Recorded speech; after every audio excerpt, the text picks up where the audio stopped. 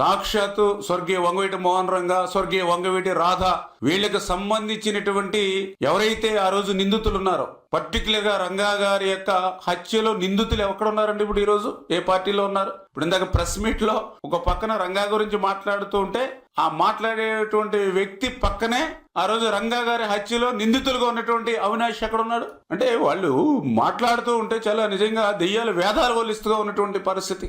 మరి ఏదైతే మనం చూసాం, మరి మొన్ననే ఇప్పుడు వంగవీటి మోహన్ రంగా ఆయన ఒక రౌడీ హత్య చేస్తే తప్పేంటని చెప్పినటువంటి గౌతమ్ రెడ్డికి ఫైబర్ గిట్ చైర్మన్ పదవిచ్చి సత్కరించింది జగన్మోహన్ రెడ్డి కాదా?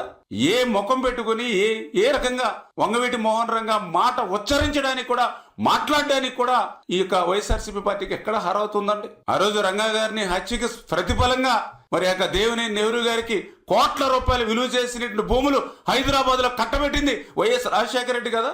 ఏం మాట్లాడడానికి అర్హత ఉందో రంగా గారి గురించి మాట్లాడేటువంటి అర్హతే ఈ వైఎస్ఆర్సీపీ పార్టీకి లేదు.